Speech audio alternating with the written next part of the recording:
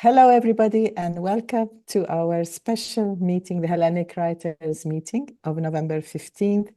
Today, we start with a presentation by Sharon Blomfield, who is going to talk to us about independent publishing. But without further ado, I shall pass on the screen or the stage to her presenter, Maria Karamitsos, who is a star in her own right. But today the focus is on Sharon. So Maria, over to you. Thank you very much. You're muted, honey. Everybody else mute, including me, and we'll give the floor to Maria. All right, here we go. All right, hello, fellow writers. I'm Maria Karamitsos. It's an honor for me to introduce today's speaker. Sharon Blomfield has loved to travel for as long as she can remember. Perhaps that's part of what led her to a career as an elementary school teacher. Summers off left plenty of time for travel. She has long loved stories in all their forms. So when she retired from teaching in 2013, she sought a way to bring her love for writing and travel together. She became a freelance travel writer, visiting exotic locales and reporting on them for many newspapers and magazines in Canada, as well as the Boston Globe, National Post, the Globe and Mail, and many others. She'd always wanted to visit Greece, but kept putting it off because she thought it would be too hot in the summer. When a friend visited and could not say enough good things, upon Sharon's retirement, which afforded her the opportunity to travel off-season, she moved Greece to the top of her list. She discovered Sifnos after much research, citing its still authentically Greek way of life. For her husband Jim, it looked to be the perfect place for his photography, and she could write some travel articles. The couple first visited Sifnos in 2006. In an interview a few years back, Sharon said there was a sense that she was inside a story with a cast of characters who wandered in and out of their days and who bit by bit were cementing themselves into their lives. She was fascinated by their way of life, local customs, and more. To say Sifnos enchanted them would be an understatement. Sharon and Jim not only fell in love with Sifnos, but found a sense of home they'd never experienced anywhere else. They've made treasured friends, from locals to other frequent visitors. One night, they witnessed a character who entered a taverna and gave what they call an outlandish performance. It was then that she realized this is a book, but she hadn't written one before. She tried to refocus her thoughts to travel articles, but Sifnos and fate had other plans. These tales wanted to be told. When Sharon and Jim returned to Sifnos, they found the cast of characters and story evolving. They kept finding themselves in situations or places where stories revealed themselves. This was surely fate. How could she not tell them? Sifnos Chronicles, Tales from a Greek Isle, came out in 2016 with stories gleaned from their first two trips. The book received many five-star reviews on Amazon and garnered an honorable mention in the 2016 Whistler Independent Book Awards. The couple continued to visit Sifnos, and as stories usually do, they go in directions we don't imagine. Once again, she felt that sense of being in the middle of a story.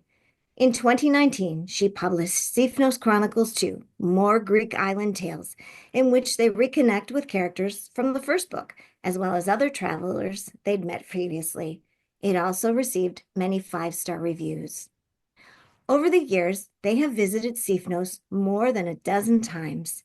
She's currently working on Sifnos Chronicles 3, which many of us in this group have had the pleasure to read as it's developing. Sharon and Jim, who call Waterloo, Canada home, are honorary Sifnians and visited again earlier this year. I first met Sharon after the release of Sifnos Chronicles 1. I loved reading her impressions of the people, the island, and their lifestyle, especially that she isn't Greek. I enjoy seeing it through the eyes of others. Her stories slow us down to island time, allowing us to savor each bit. She immerses us in the lure of the island life and its sights, sounds, and smells.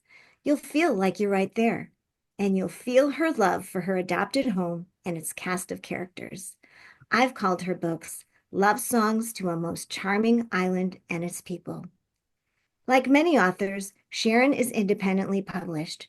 While it may not be the right path for every writer, she believes that if done right, it can be a legitimate way to bring our work into the world. Today, Sharon will share her publishing journey. Please welcome our very own Sharon Blomfield. And we have a Wow. speaker view, please, Patty. Speaker view, Patty, please, so we can focus on Sharon. Thanks. Sorry, Sharon, go ahead. Okay. Wow, Maria, thank you. Thank you so much. And thank you, Andy. Thank you to Hellenic Writers. As Maria says, I'm not Greek. I'm sure I don't have a drop of Greek blood in me, but you've welcomed me so warmly, as I've learned Greeks do. I should also thank the magic of Zoom that allows us to come together from around the world, from the Middle East, from the US, from Canada, and wherever we are.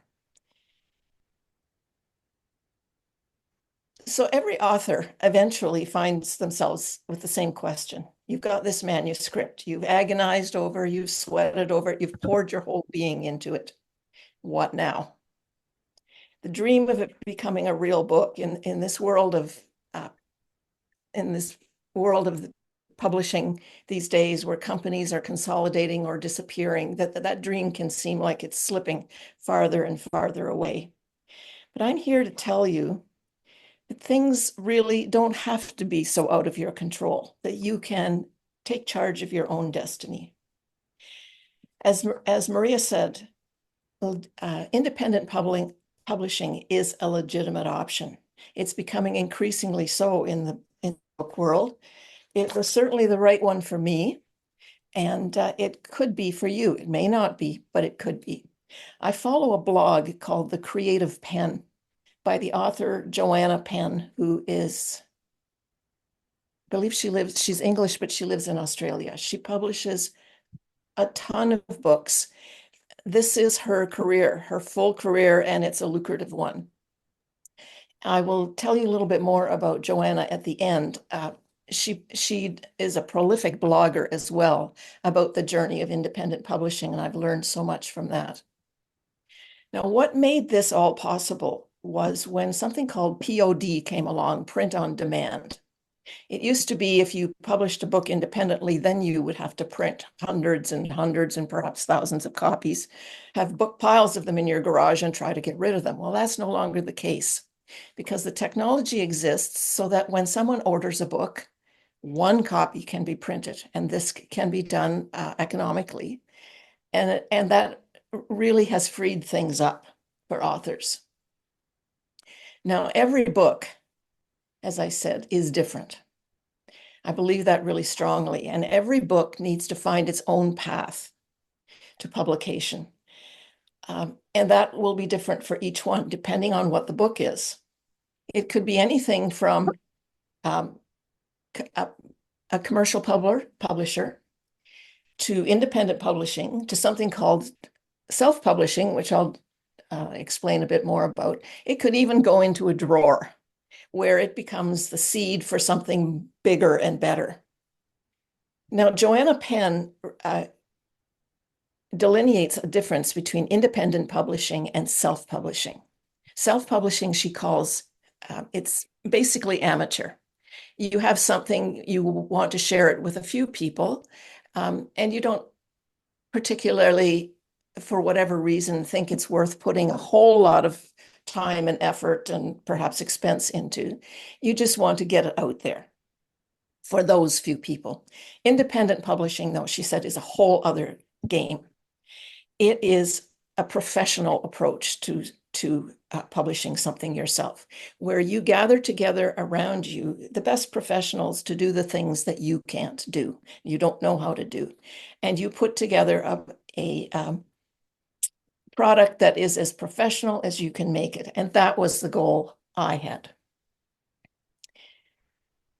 So what I'm hoping is that today, by telling my tale, you might see for yourself some possibilities.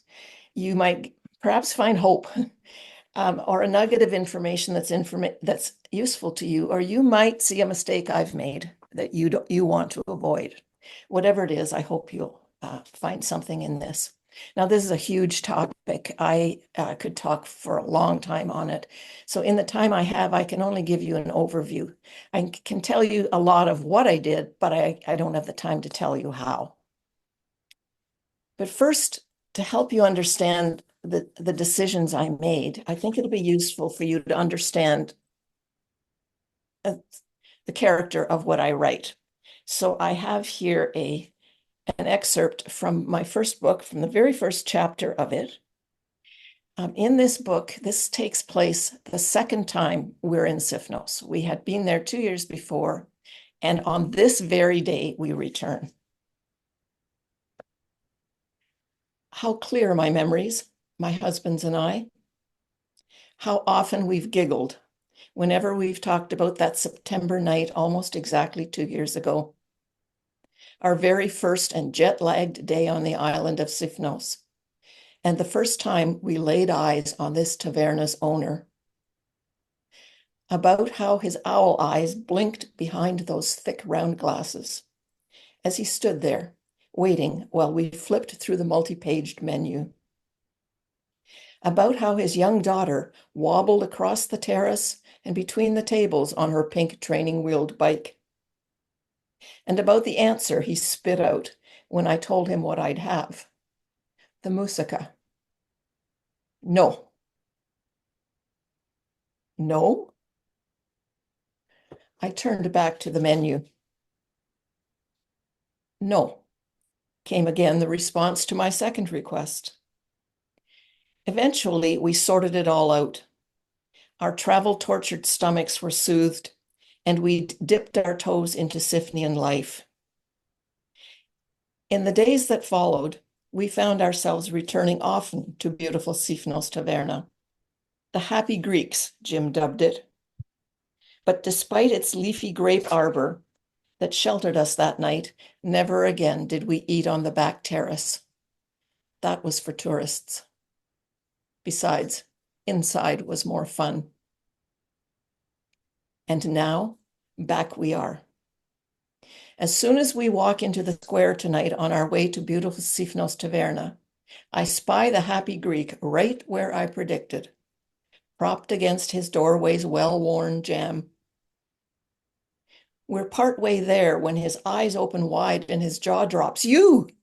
An index finger jabs toward Jim. Jim nods. It's 2 years ago we were here. 2 years. Happy seems somehow surprised to hear that. Our usual table, the one near but not quite at the front door, the one it took almost 2 weeks to work our way up to last time, I was sure would be filled by now. But no, it's still open. Soon we have menus, and our host stands over us, pen poised over a notepad. Jim doesn't even bother to open the cover. Do you have something good to eat tonight? Yes, comes Happy's clipped answer. And with that, he turns and strides out the front door, and he's gone. Now this, I'll go back. Now this I call progress. You see, we've learned. We know now that every meal of ours at beautiful Sifnos starts off something like this. That more likely than not, often immediately upon taking our order, he'll stroll out the front door, disappear up the street, and be gone for who knows how long. That in the end, though, he'll return. We'll be fed, always are. Though in what order and over what period of time our food and drinks will arrive, there is no way to begin to predict. And that none of this matters a bit.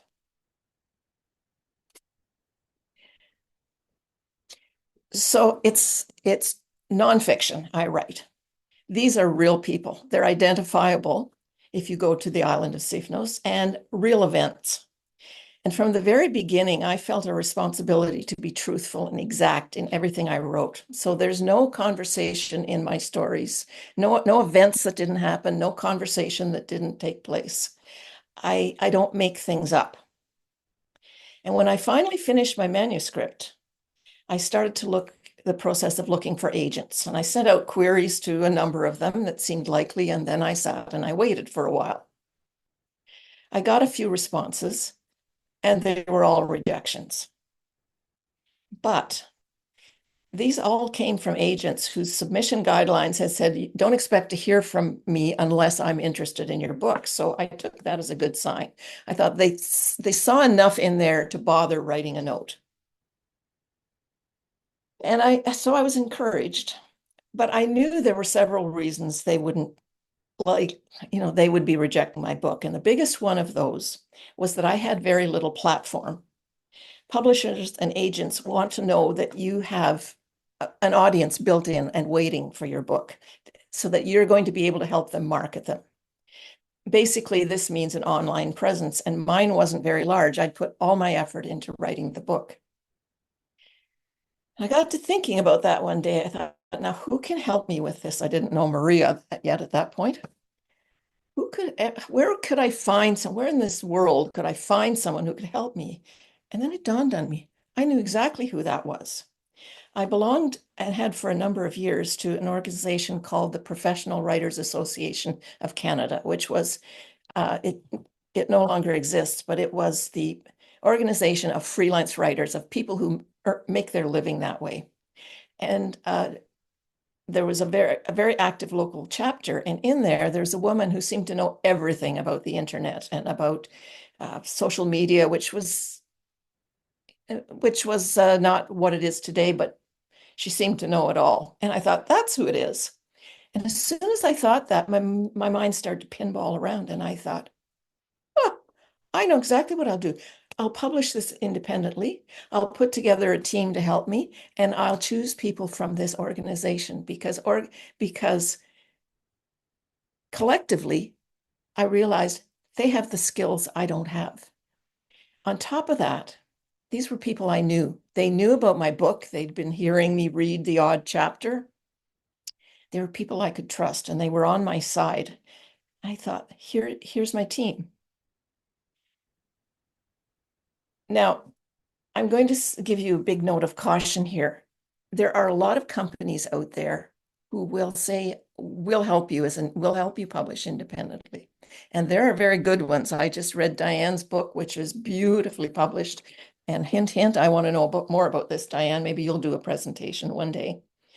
There are others, I suppose, that are so-so. They do kind of what they'll tell you. And then there are many, many that are not legitimate. They basically see that there are a lot of authors who want to be published, and they take advantage of that.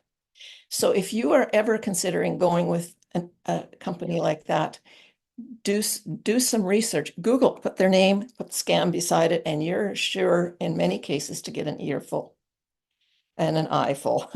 One woman I knew, this is about 15 years ago now, spent $7,000 on a company and was left with a huge pile of books that frankly didn't look very good at all. And she was trying to hawk them to people who had no interest in her genre. And that was really sad. These companies will find you too if you let it be known in any way you're a writer. So suffice it to say, I didn't go with them. But I knew I needed help, and every writer does, because the process of publishing a book is very different from writing one. So the more I thought about this, about putting together my own team, the more sense it made.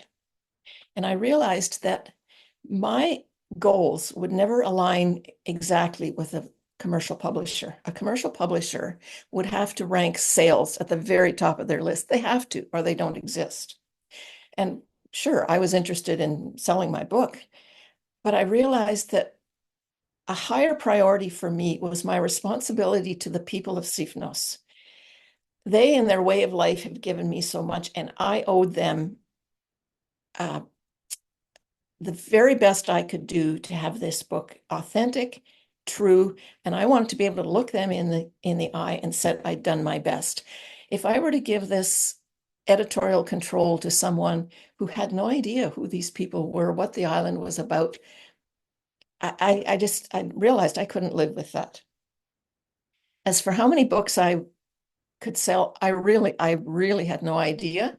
And honestly, my goal was, I hope the people who are meant to find it will find it. I don't know how many that is, but let's go. But the biggest advantage of all of this is I would be in control. Now, I put together this team. Eventually, I began to call them my pareia, which, if you're not Greek, it means a group of people. The Greeks here can correct me, but I think it means a group of people who come together for a particular purpose, a group of friends. So up front, I decided to pull them all together for a meeting.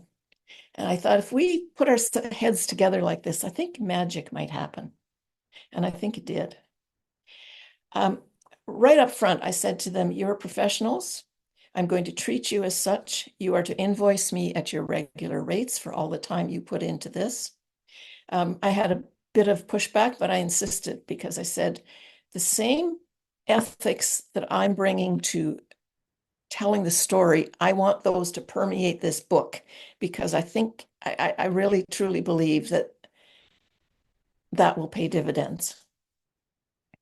So I had 4 people in my team. The first one was a woman who, as I said, knew everything about social media. She would help me build my platform and create a marketing strategy. Another one was to be the substantive editor, to look at the story overall. She was someone I knew wouldn't hesitate to tell me what I needed to hear, and I wanted that. Another one had 2 roles.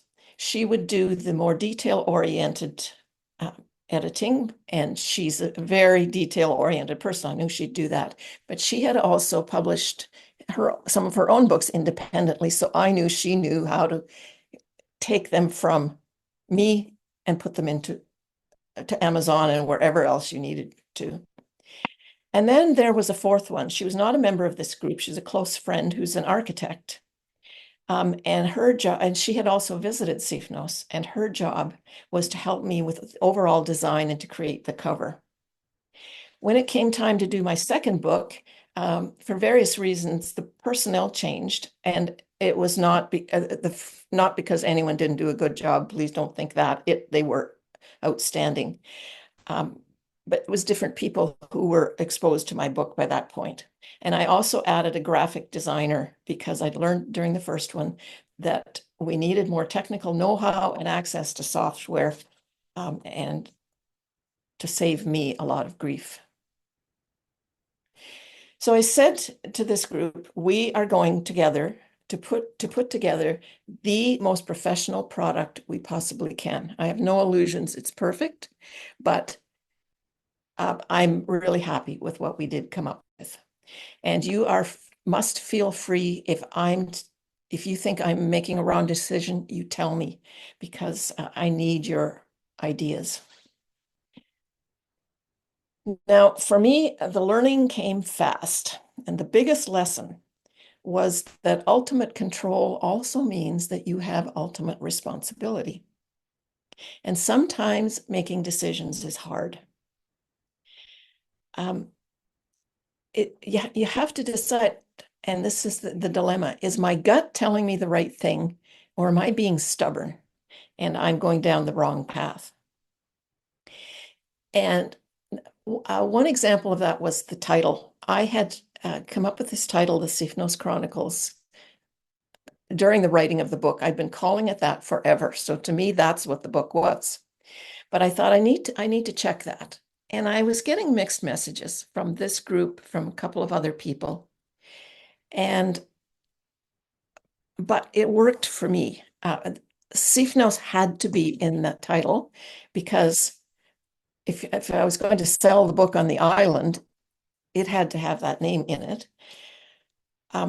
What I ended up doing, and I took a few weeks to finally make the decision. What I ended up doing was narrowing it down to 2, putting each title on a sheet of paper, and then giving that to people, a random group, fairly random group of people, saying, which of these 2 books would you read? And it was unequivocal. They said The Sifnos Chronicles. So there I was. It was right. It was my title. The details you need to decide on are endless. And as a reader of books, you have no idea all that's gone into it. You need to decide what's the size of the book. Is it going to be large? Is it going to be small? I chose a small size because I thought, if I'm going to sell this to vacationers on the island of Sifnos, I think they want something that will be easy to tuck inside a bag, perhaps. That was how I decided that. You need to come up with a cover image. You need to work on the title. What color, what font, what size? You need to write the blurb on the back of the title page. You need your ISBN number. You need all kinds of information. How are you going to lay out the pages? How much white space are you going to use? How much, what font? How are you going to space your lines? Are you going to leave blank pages at the beginning and the end of the book? Yes. And I found it really useful to have another book in a similar genre as a guide. I chose A Year in Provence as my guideline. And I didn't do everything like Peter Mail's book is published, but it was really helpful. I also do a lot of photographs on Sifnos, and the group said to me, are you going to put your photographs in the book? And I said, no, I don't. I want my words to create the pictures. And I hate books with colored, a group of colored pictures in the center. That just didn't feel right. And they said, well, just a minute here, someone said.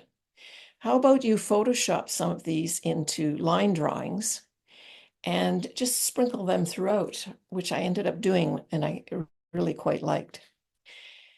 Some things you need to think about your acknowledgements. You need to ask readers to leave reviews, and you need to direct them to your website, your email address, to let them know how they can reach you. And there was one detail I only caught at the very end, and it had never dawned on me that when books are printed, the text is not justified or lined up only to the left, it's to both sides. And had I not caught that, and I could have changed it later, but had I not caught that, anyone who knew anything about books would look at that and say, this is amateur. And it'd be given away right away. So as I said, there are a lot of details. So once you have all that done, and you've bought a template or found a template and you have loaded your text into that, and your book looks really nice, now's the big step, getting it into print. And here, Amazon is unavoidable, really, no matter how your book is published. Commercial publishers, of course, put their books there, but you can too, and it's not difficult. And whatever you think of Amazon, they really have opened up the world for indie or independent publishers. Now, it's important to note that Amazon isn't a publisher. You think of it as a printer and a distributor. So you set up an account, you list and describe your book there, you decide on a price, you upload the manuscript and the cover, and when it all looks good, you press publish, and then readers can find it and order a copy. Amazon is really, really easy to work with. Their tech support people are outstanding. You can upload your book as many times as you need. You can see on your account basically how it looks. When you think you've got it, they'll send you a proof copy, and when you feel it's right, then you press publish. And when you've done that, basically they handle everything. Someone orders it, they print a copy, ship it to the customer, and you have nothing to do with that. They keep track of your sales on your account, and once a month you get into your bank account, there are royalties for any books you sold 2 months previously. The royalties for independent published books are larger than if for each book you earn more than you would if a commercial publisher has your book because they have the editorial costs. You have those yourself. So you may not sell as many copies as commercially published. You might, but you will earn more per book. So that can really balance out. From Amazon, Amazon will also, if you order them, print copies for you to sell personally and ship them to you. As I said, their tech support people are really patient. They are there immediately when you need them. I've had them stay on for like over an hour as I was obsessing and panicking about something, and just very calmly said, "No, it's okay. We've got time. Let's work this out." But you're not tied to Amazon. You continue to own all the rights for your books, and you can have copies printed and sold elsewhere. As I said, there's a bookstore in Sifnos, and the year before my book came out, I went in and I said, "Hello, I've bought many books here before, but you don't know me. I've written a book about Sifnos. Would you be interested in carrying it?" "Sure." And that's all that she said. So I ordered, she said, "Send me 100 copies when it's ready." So I ordered 100 copies from Amazon. They were printed in the US and shipped over. I did that twice. And after I discovered that was a lot more complicated than I wanted it to be, they ended up trying to find somebody who would chase around and get it out of customs in Athens. The owner of the bookshop said to me, "Why don't you print it in Athens and tell them to put it on the boat?" And that's basically what I did. I was directed to a really outstanding printer in Athens. I order copies from them, do this all by email. They somehow get it on the ferry. It ends up on the island. Shipping costs are minimal, and there's no customs hassle. It just works as smoothly as can be. And their quality, Amazon's printing quality is really good, but this company has a cover that I really love. And so if I am ordering some for the bookshop in Sifnos, I usually add a few, add maybe 25 books to the print run and have them ship them to me. That way, I love their quality, and I'm supporting a small business so I feel really happy about that. At the very beginning, I thought I would use another one of the major distributors because they list their books in a number of places. I found their process much harder to navigate. You had to pay up front for that. And I found their tech support people not helpful. And I thought, I don't think I need this. And I learned a lesson there.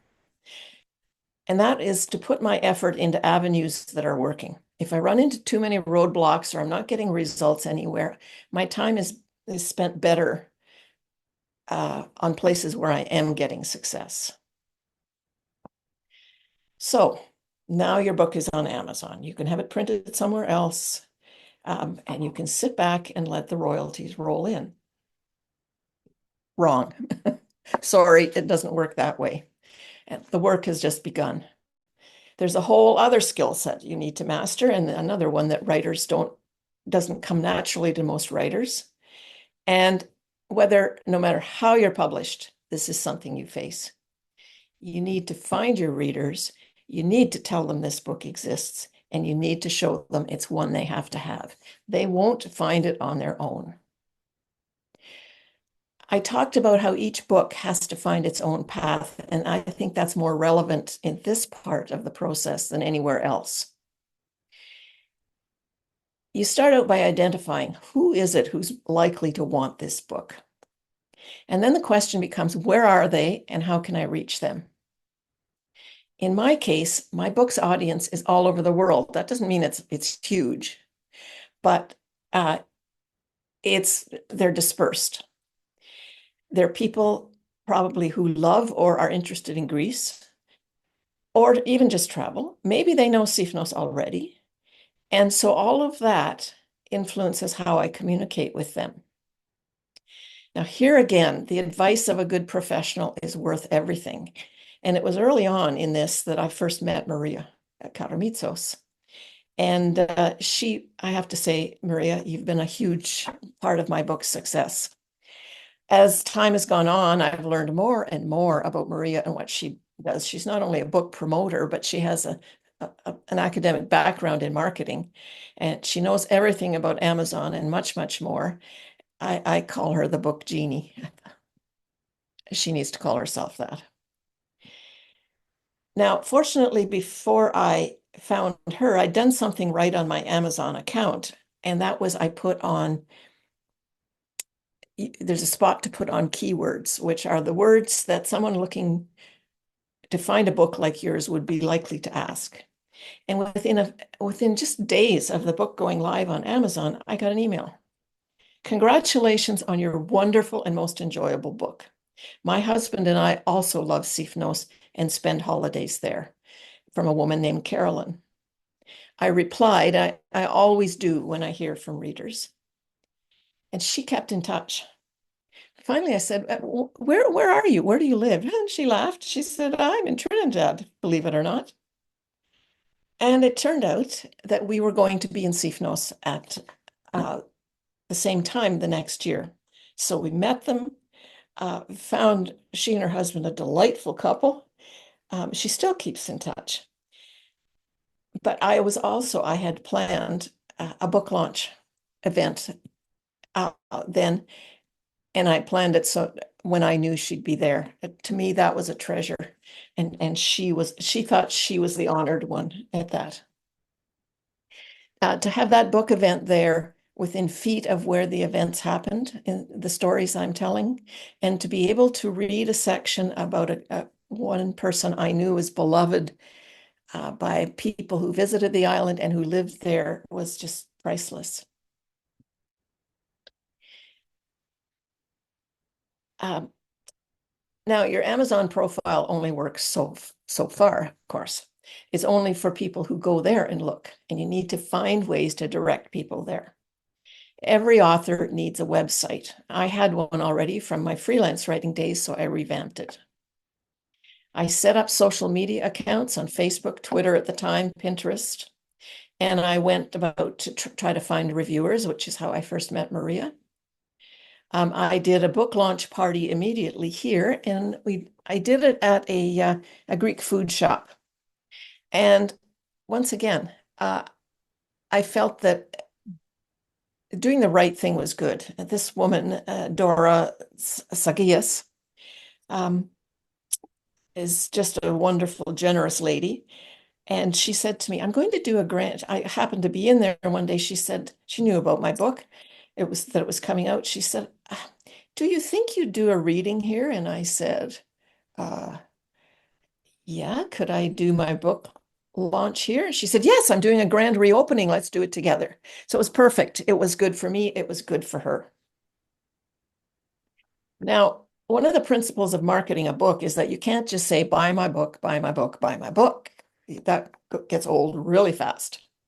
You need to give something, a taste of who you are, what you write and how. You need to show readers. Once you've found them, you need to show them that they can't wait to get their hands on this book. And for me, my blog has been the key.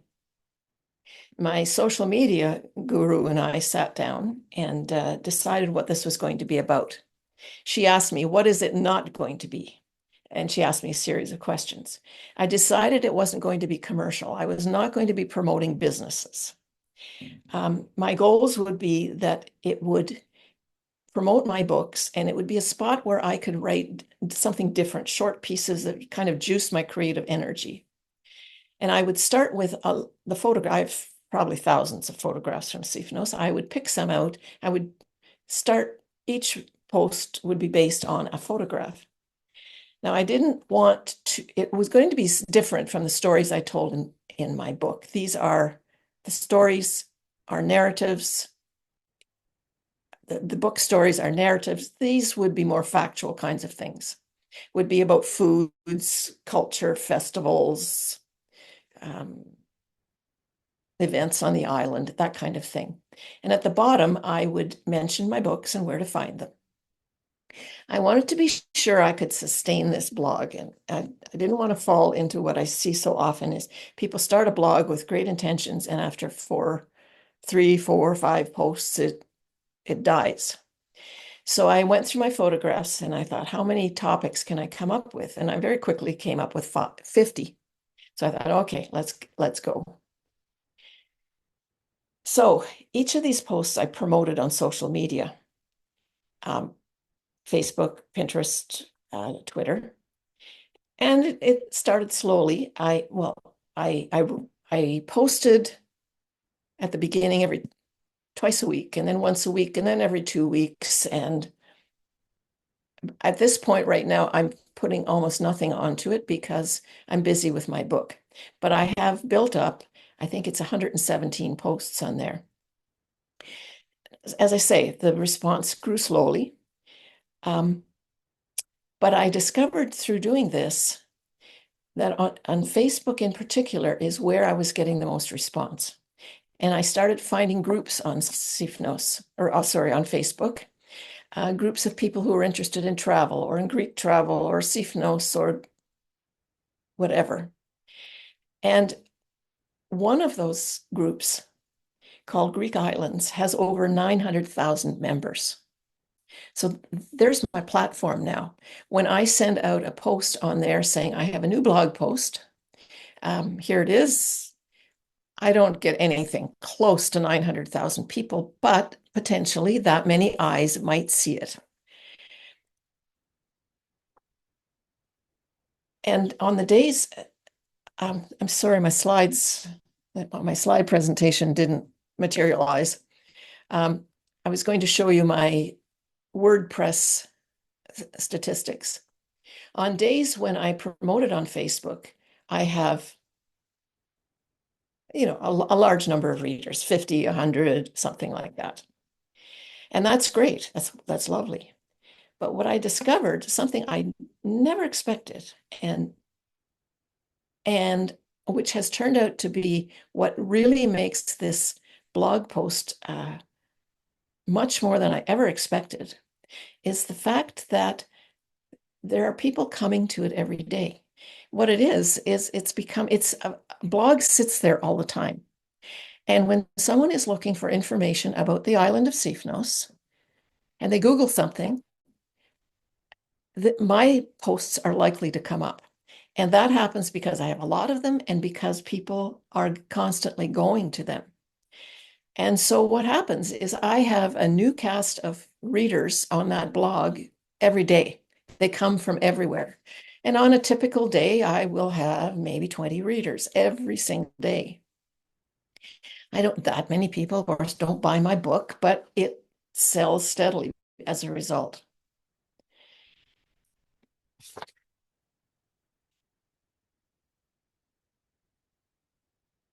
This spring, when we were in Sifnos, one day I had someone comment on my blog. And this person said it was a piece called on Sifnos and kindness. And it was about what I've learned about kindness from the people there. And this person said, oh, definitely, the Sifnians we found that exactly too. And told me a little bit about what they'd done, and you might like to look at our blog post too. So I went onto it and realized it had just been posted. And I said, where are you? Are you here? So they were, and we met them. A lovely young couple from India and their little boy. They're fabulous travelers, and I was really impressed. They had been on the island about 10 days.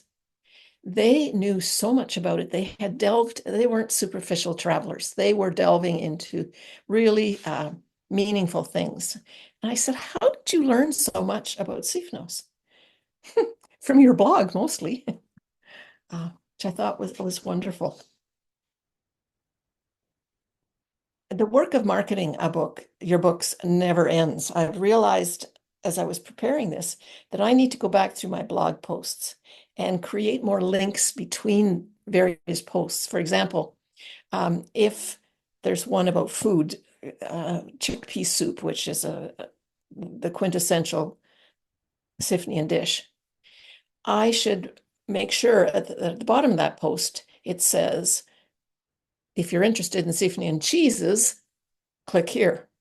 And that I can keep them on my post longer that way, and they will find it more interesting. Of course, I always need new posts. I need to update my website, and since I have not paid someone to do that, I've set it up myself. And because I don't have someone to call and say, can you do this? It always falls to the bottom of my list.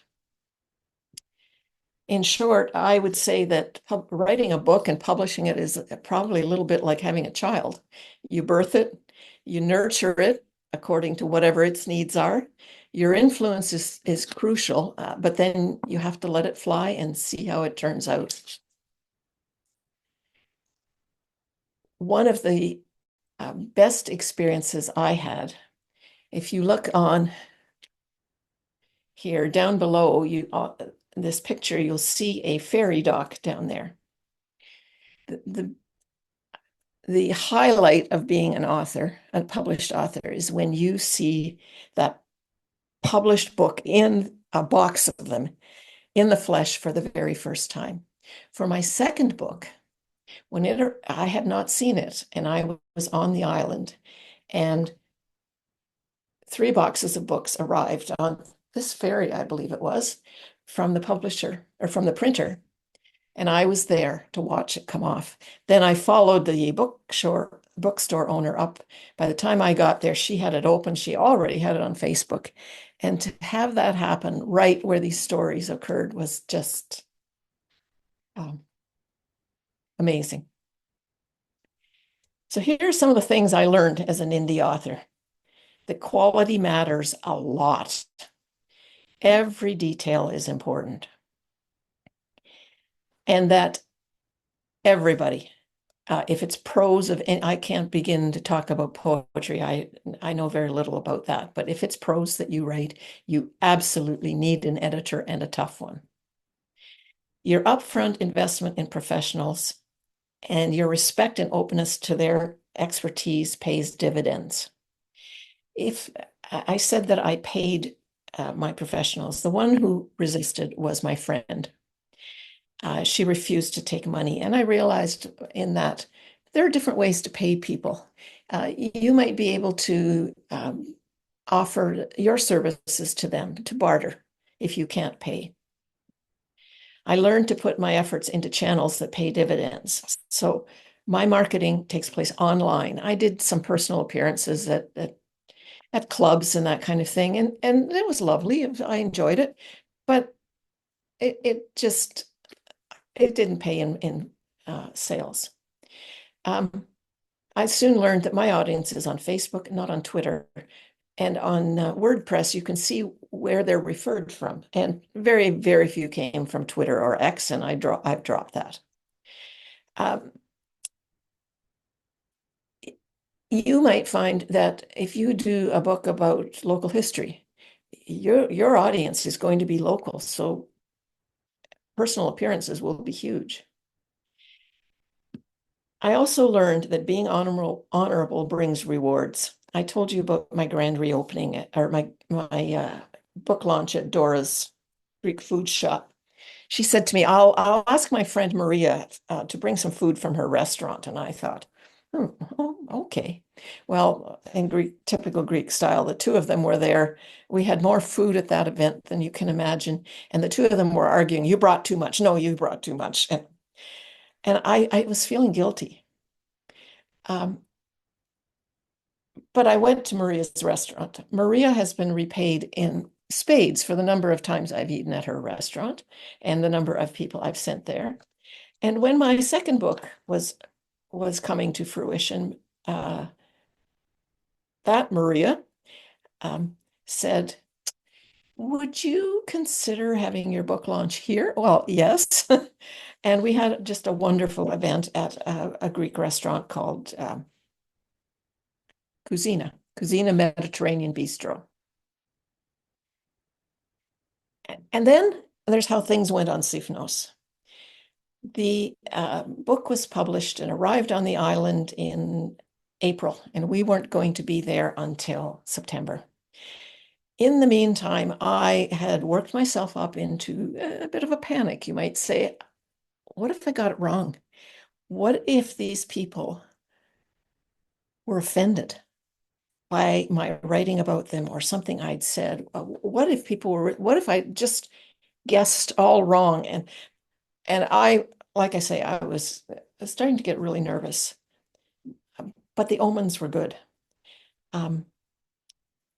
Maria, another Maria at the the owner of the bookshop, read it right away. She sent me an email. Oh, it's so funny. She said it very well describes the locals and life on our island. And then 2 weeks before we were going, I got a message from a woman I'd never heard of before. It turns out she is the head of the tourism authority on the island. And she said, "This is my favorite. I love your book. It's my favorite book ever on the island." And I walked in, we got there, landed on the ferry. I went into the bookstore, and right in front of me was a shelf. At the top, below were my books. On top of it were Harry Potter's new book, the new Harry Potter book. And I had twice the shelf space he did. People, I've had a phenomenal response. People, as I was told, are flattered that people would write about them. And something I learned about them, they have a way of looking into your heart and seeing instantly what's there. And if they like what they see, you have a friend. One fellow, the fellow who's my first book, the cover is a picture of table and chairs, blue against a white wall. It's his table and chairs. He's just thrilled with this. And the fact that he was there watching, and there's a wine pitcher on there, and he's the one who said it needs something, and he brought that out. He keeps inside on his poster wall 2 posters, one of each of my books. They're pretty ratty by now, and I haven't got the heart to replace them. But I can't tell you how many times we've been there, and I don't make a big deal of that I'm an author of books. I just go. I love the island. But sometimes you get talking to people and it's sort of, something happens and they find out. And every time that happens, he rushes inside, brings out the posters. It's just fun. I know he is thrilled, and he's the one I worried a bit about because I tease him in the book. How it's worked out sales-wise and financially, the books continue to sell steadily. It's a topic that doesn't get old. And my social media guru at the very beginning said, you have time, you can be patient, and that's how it's worked out. They don't sell huge amounts, but it's consistent, and it's more than I ever really imagined. There are more people who were meant to find my book than I thought. I've made my investment back and more, quite a bit more, I think. Amazon is my top market. The bookshop To Bibliopoleo in Sifnos is my second one. The books there are on consignment. So what means I order 100 copies, I pay for them up front.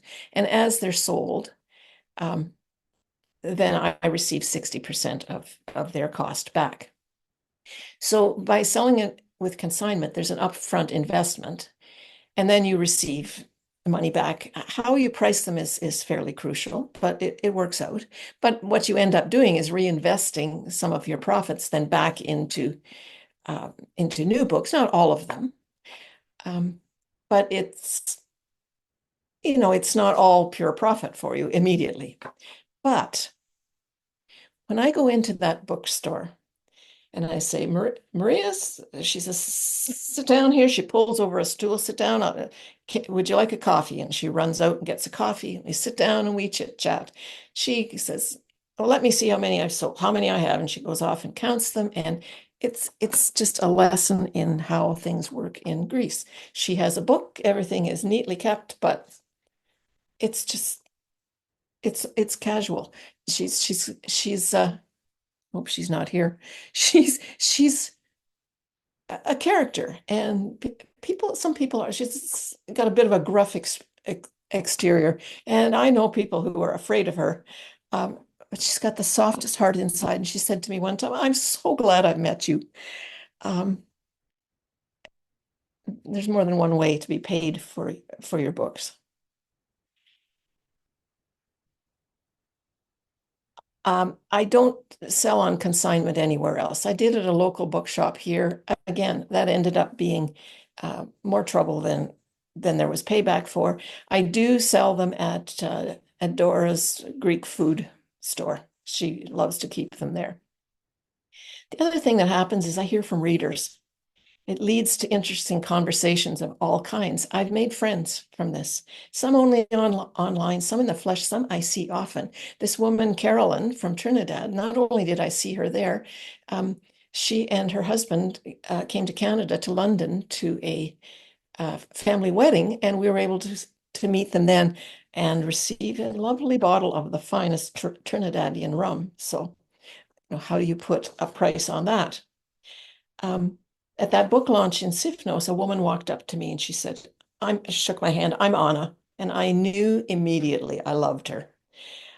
She and her husband, Nikos, the last time when we came back at the end of the pandemic, we hadn't been there for 3 years and it was very emotional. There they were waiting for us on the dock. And her and Carolyn, I consider some of my dearest friends. And had I not written this book, I wouldn't even know they existed. It's been a wonderful adventure. It's put me in charge, not at the whim of others.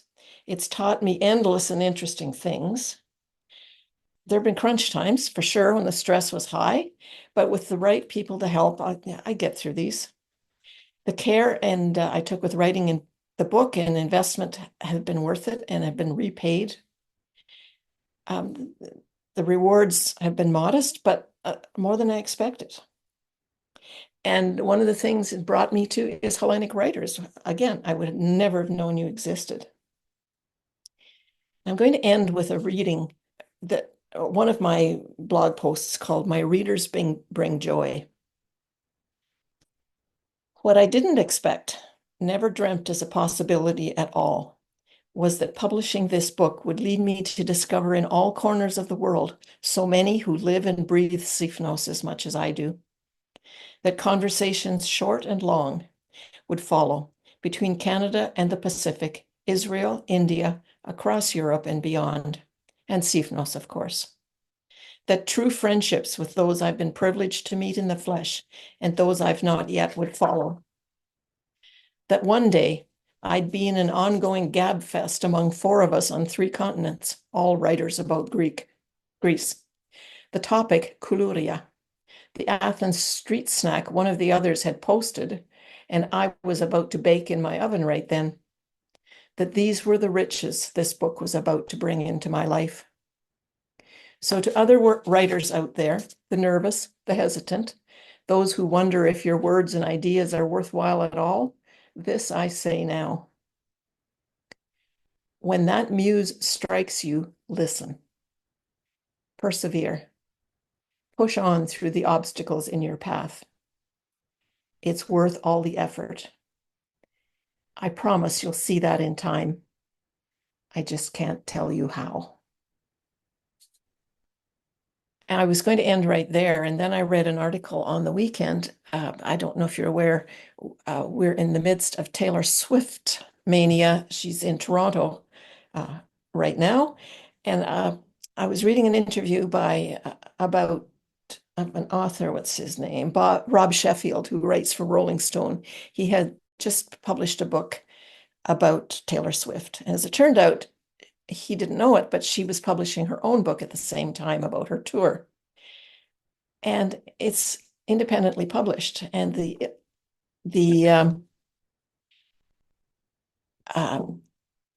interviewer said, "I think this is right on brand for her." And Rob Sheffield said, "Yes, she's controlling what she can." And to me, that's the essence of independent publishing. I have a list of resources, my contact information, Joanna Penn's the Creative Pen blog. I can send that to all of you, which I'll do. So, and if you have any questions, I'll be happy to answer them. Much. I Thank think we you. can all unmute, please. How long ago did you write your book, your first book, Sharon? Like when did you start it and how long did it take? And then when was it published? Please. I started after the first trip. What happened is Maria alluded to it. I was really intending to write articles. I had no intention of writing a book. And at the end of the first trip, we were sitting in a restaurant at the port waiting for the ferry. And this crazy character wandered through and went into his spiel, which I had been watching all along. And it hit me. It's a book. Oh no, it's a book. And I started to try to write it then. And I realized I didn't have enough information. So we went back 2 years later. And then I started in earnest. And that was 2008. And really it took me 6 or 7 years to get that manuscript together. And then about 6 months to put it all together in publishing. The second book took about 2 or 3 months. I was under a bit of a time crunch, and I'd also learned a lot about how to be more efficient with time. Okay, thanks.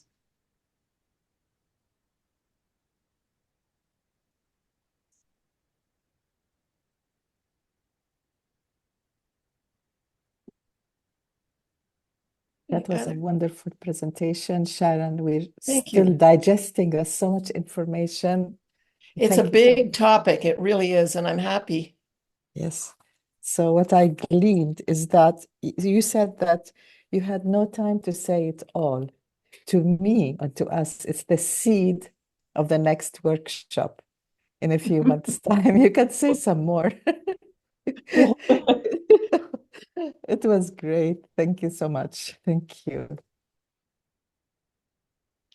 Marigo has a question. Have I done any radio shows about my book, radio interviews? I have not.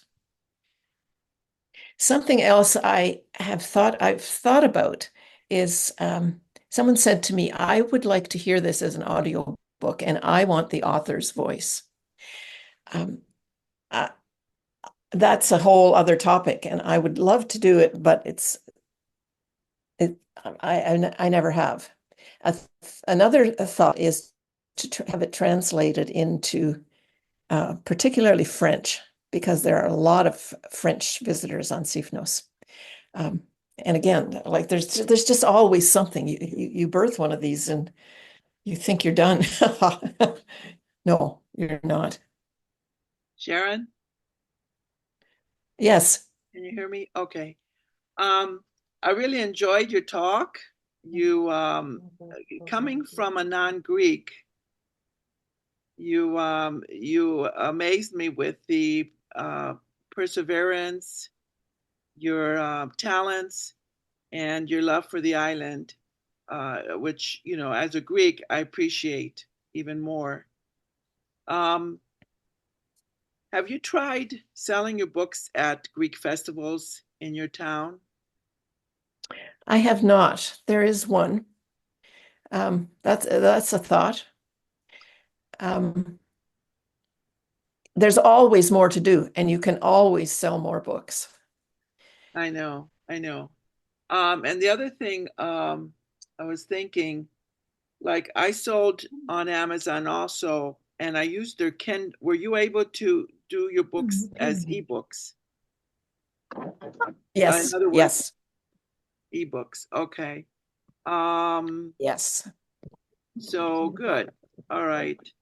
We'll just You have to do that, because that practically doubles your sales. because I did that and was able to market it through them. They have, like, you can promote your books, you pay a little bit each month, and there's click rates and everything like that. When I first did it in 2015, it was new, so I got a lot of sales. But then everybody else jumped on the bandwagon, and now the sales are trickling. So the only thing about ebooks that I don't recommend is you have to be careful because there are people they're pirated more Yes. than you just don't do. Yes. Okay. Yeah. And then You know what we need? We need Maria to do a presentation sometime about the ins and outs of Amazon, because she's taught me more than I ever knew existed. I don't know all the ins and outs of Amazon, but I'm happy to share what I know, and it keeps changing. Yes, yes. So more I know it from a marketing perspective than actually publishing, because I haven't done it myself yet. Yep, yep. Every perspective is needed. There's just so much to this. Any other questions? So basically, Sharon, your team was two editors, one's almost like a proof editor and one developmental maybe, and somebody to help you with promotion. Was that it? Like And a design person. Design. Okay. Yeah. I And think because she's busy, I took over some of what I thought would be pretty easy technical stuff, and it wasn't. So I brought in a graphic designer the second time, and that was the best decision I ever made.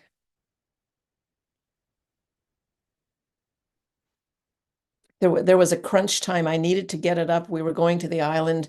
I needed to get it finished and up there, and I thought it was all done. And then Amazon sent something back saying there's a problem with your cover. And all I did was just send that off to him. In 10 minutes, he had it fixed and it was done. Like it's just saved me everything.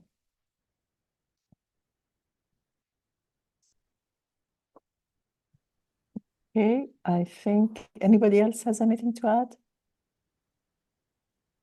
Well, thank you so much, Sharon. It was wonderful. You're welcome. Thank you. Maybe we can find a way to attach the presentation, if you like, some of it, and we can talk about this later, to the video.